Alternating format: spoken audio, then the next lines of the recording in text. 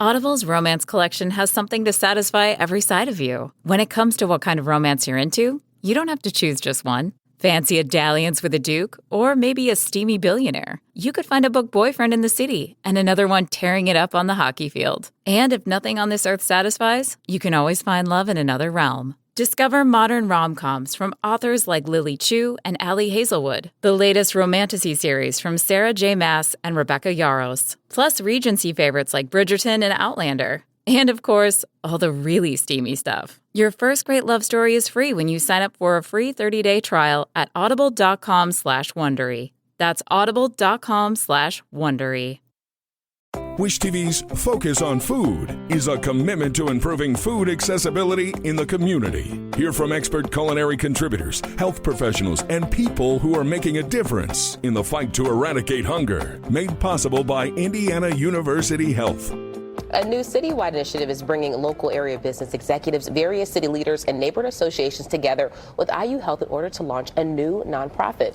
The Indy Health District Inc. is the nonprofit, and its mission is to create healthier communities in 5 neighborhoods near IU Health's new downtown hospital. Here to take a deeper dive into what this means for area residents is Executive Director of Indy Health District, Jamal Smith. Welcome, Jamal. Thanks for being here. We appreciate it. Thanks for having me. I appreciate it. All right, let's talk about this. So what programs or what neighborhoods rather are we talking about, and how did you choose which neighborhoods you were going to have be a part of it? Yeah, absolutely. Great question. So the Indy Health District is made up of 5 historic neighborhoods. You have Meridian Highlands, Highland Vicinity, Crown Hill neighborhoods, Ransom Place, and the historic Flanner House Homes. They all make up the Indy Health District.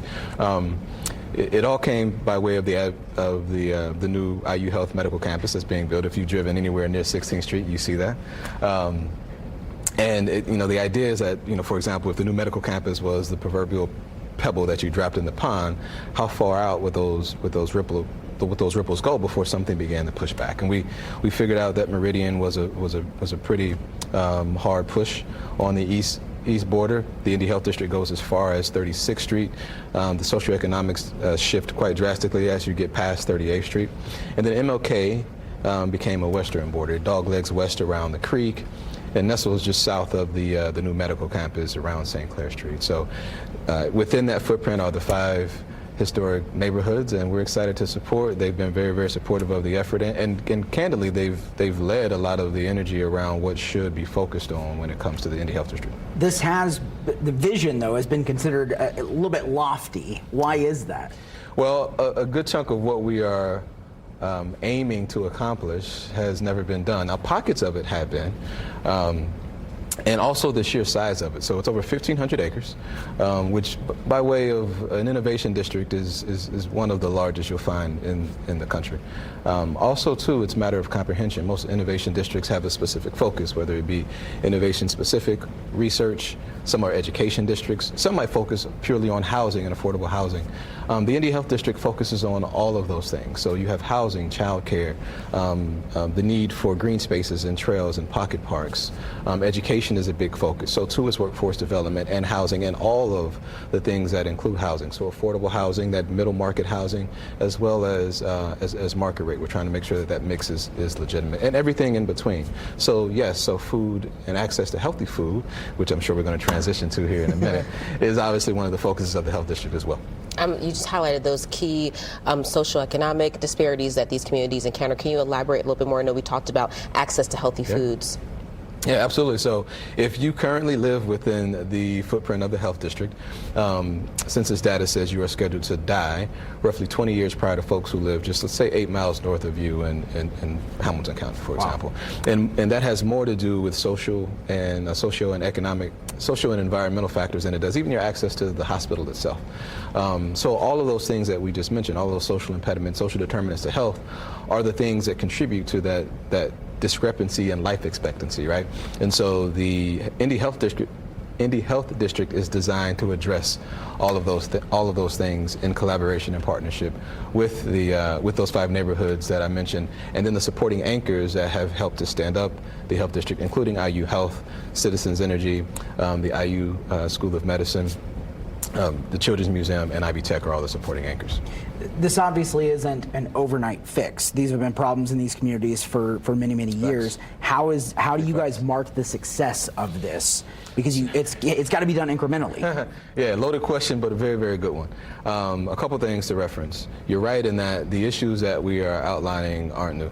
In fact, they are decades and sometimes centuries in the making. And so the fix to them, or the solution, if you will, isn't going to happen overnight. The way that we're tracking success, the North Star is that life expectancy. So we're looking to address that life expectancy, understanding that that needle is not going to move overnight, right?